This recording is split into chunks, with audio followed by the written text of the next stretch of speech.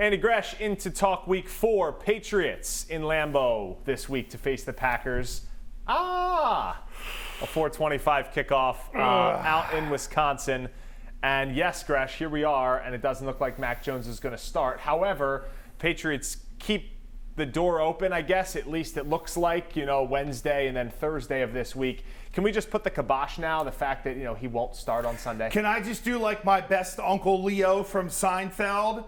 Him and Morty Seinfeld. That's what. It's all bunk. No. Brian Hoyer's going to start, and I think there is something interesting about this, Morey. And look, in the world of talk radio that I also live in, there was a lot of the automatically, well, they're disagreeing. There's a second opinion. Oh my God, what's going on here? It must be like Gronkowski. There was a lot of assuming that's gone on. And I think the fact that Mac Jones and Bill Belichick are sort of going along with this charade that Mac really has a chance to play, I think can kind of let all of us know that as weird as the whole situation is being handled, those guys are on the same page. So kind of quell those fears. From the Mac side of things, how would you play this out if you were in his camp, his agent, his executives? Well, it's tough because this twine surgery it is that they talk about, it's like taking a rod, shoving it up your leg. It's not an easy surgery.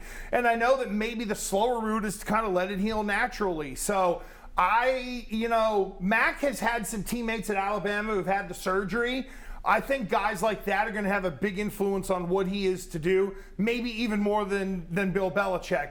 Because Mac is a modern-day athlete. As much as he is a wacko football-wise and a cyborg in that extent, he is still a modern-day athlete, and I think he's going to think this through. And I think he's going to take the slow road. Yeah, from a second contract perspective, nothing can get done this year. Right. But if you do have a good second year coming off a good rookie season, you expect to have a good payday coming your way. No doubt, and I know they put those rules in place about picking up the fifth-year option or renegotiating. That'll come in due time. I think this kid's just got to get right.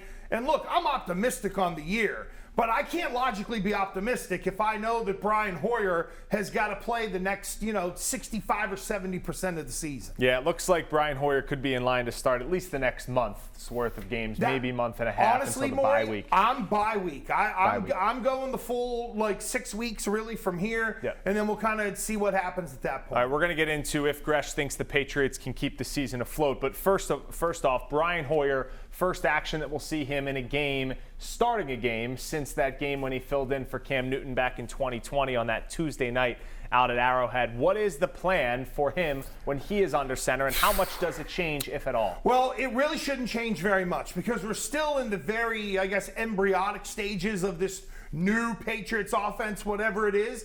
And if we've been sold, and I'm one of them, I admit it, that Brian Hoyer's brain is his best asset, then everything they've been asking Mac Jones to do in terms of move people around, get into the right play, Brian Hoyer should be able to do the same. What I would scrap with Brian Hoyer is those balls down the field, where a lot of people have been criticizing Mac for the 50-50 balls. If he's throwing it in double coverage, rip him. If there's a safety in the middle of the field, it's Devontae Parker one-on-one. Mac Jones can take that shot. Brian Hoyer cannot. Much closer to the line of scrimmage in the passing game. That was the label on Mac Jones coming into this second season was, hey, he's going to do his best not to lose you the game rather than go win it. No question. We've seen him take some shots now early this season, but it sort of reverts back to that for Brian Hoyer this week. Yeah, you don't have Brian Hoyer pressing it down the field, and I think that a part of embracing that 50-50 philosophy is the evolution of the new offense. I think that is as much philosophy as it is Mac Jones throwing you with velocity. There we go. I like that Bill Belichick said this week he sort of caught himself when he talked about Brian Hoyer knowing the offense.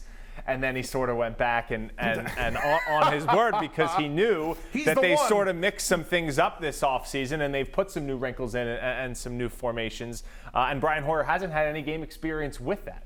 And I think that's where he's got to lean on 13 years in the league. That's where Hoyer's got to lean on just his experience of not being overwhelmed going to Lambeau Field. There's going to be some of the young Patriots going to be looking around and going, oh boy, this is pretty amazing. Brian Hoyer can't get overwhelmed by that. And again, he's got to play within himself. I can live with an efficient 185 to 200 yards passing. That's up to the Patriots offensive line and the running backs to be able to get it done. And when you look at the backs that Green Bay has and the backs that New England have, the winner of that battle probably wins this game. And does this put more pressure on the Patriot defense coming off of a week in which they didn't look great there in the second half, although they did give the Patriot offense a couple chances? Yeah, I think you play against a Lamar Jackson with a lot of that zone read run, not RPO that everybody's been going crazy over, but true zone read run scheme. You're not getting that with Aaron Rodgers. So I think we're kind of going back to sort of the defense that the Patriots are much more comfortable playing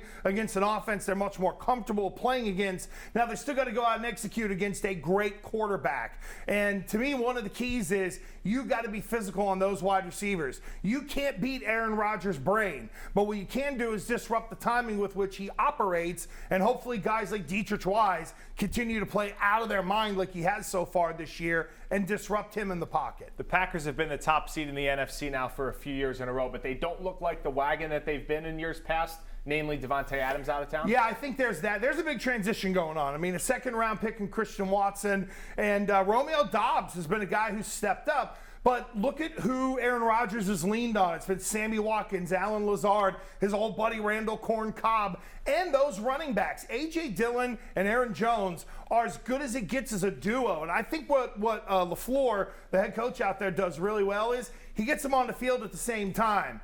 Matt Patricia, watch that film. Maybe put your running backs on the field at the same time. A.J. Dillon, right out of Boston College, really good. Thunder quads. Really good, exactly. Thunder quads. All right, 6 games if you think that Brian Hoyer is going to start. A few games here against some NFC teams before they get into the mix against some more AFC competition. What record do you think they come out of those 6 games with him under center?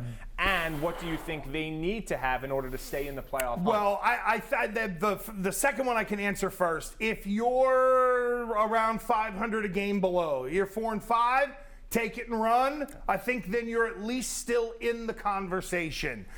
Boy, what record do I expect if Hoyer's going to run the table? I mean, it feels like, oh my gosh, 2-4 maybe. I just can't buy into him functioning well enough to be able to get them through this part of the schedule. Detroit can score. Chicago stinks. Everybody loves their quarterback. 67 yards, you can have that guy. Thank you very much. Some of the other teams, with Brian Hoyer, it's now kind of gotten to even unless the Patriots play above par. If you get out at 5-4 at the bye, take it and run. Yeah, I think we'll have to see how this all plays out, but we can agree with the fact that this is the easiest part of the schedule. No doubt. If there was a good time for Brian Hoyer to step in, it is right now. He's Andy Gresh. I'm Morey Hershgordon. Kickoff 4:25 Sunday on WPRI 12.